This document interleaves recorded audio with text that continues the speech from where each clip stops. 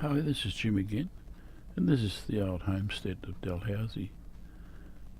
On the way in there from Dalhouse Springs, you travel along the top of the hills and you get a look around and looking into the valleys and that. It's an amazing scenery, well worth the energy of just stopping, getting out and having a look around. It's absolutely beautiful. The only trouble is, boy does the wind blow up there, and it was blowing when we were up there. But there's the springs down in the valley. There are many springs. It's a great place to look around, I can tell you. One of the things that fascinated me was the rocks. If you kicked the rocks over, they were black underneath.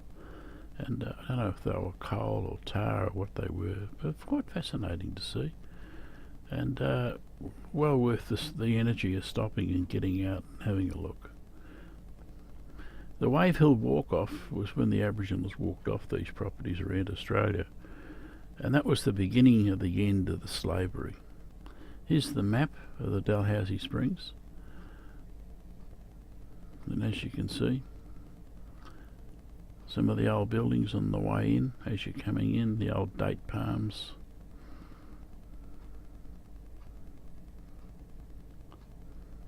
One of the things that fascinated me was the stockyard.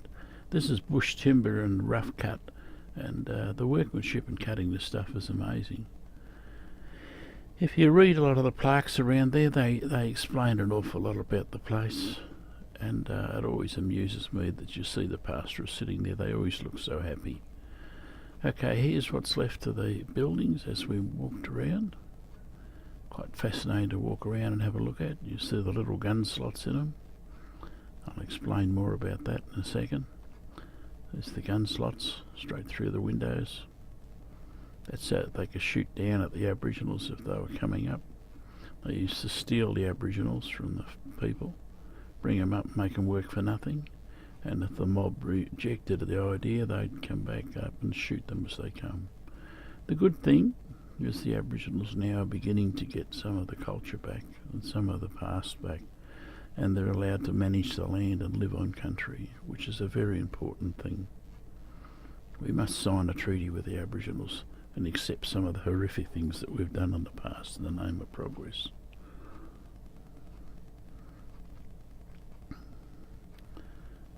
As you can see, absolutely amazing. These rocks on the ground, which I thought was rather fascinating. A massive amount of rabbit damage, but thank God they're doing something about it nowadays. The yellow soil always fascinated me. I don't know whether it's sulphur or ochre, but quite fascinating. The spiritual wells were known to all the Aboriginals from miles around, from all the other mobs. They knew where they were. And the quabberies and so forth that were held at these places for thousands of years were known about.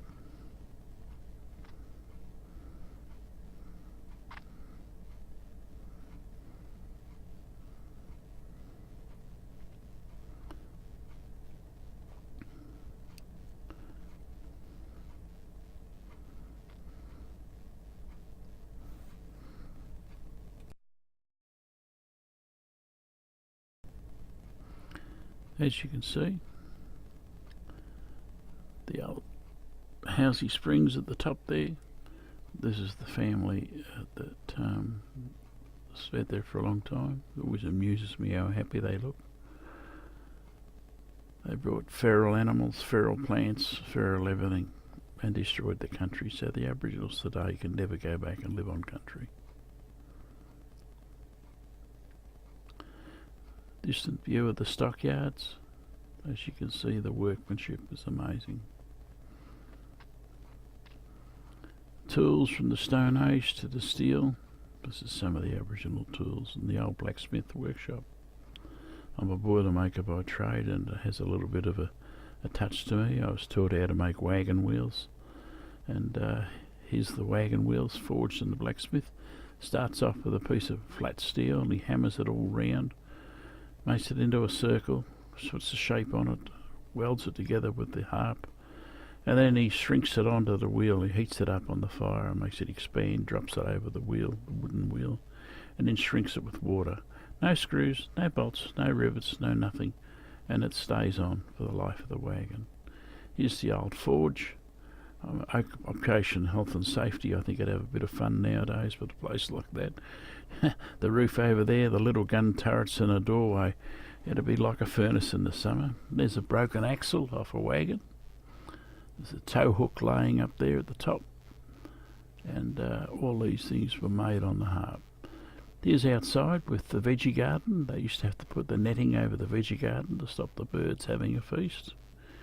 And misfortunately, I think this garden's seen better days. But it's all part of your history. Great to see. Great to know that it's being preserved forever. It's great to see the Aboriginals managing country today. This is the Lonely Graves, the grave site that's up there. There are Aboriginal graves here. And there was one fella that passed away, and the mobs came from all over to the funeral. This is the white fella that's in the grave, and of course the only thing you can see today is the white fella's grave. The Aboriginal graves have disappeared into the never never. But until we make a treaty with the Aboriginals and have respect for them, we will never make peace with them in this country.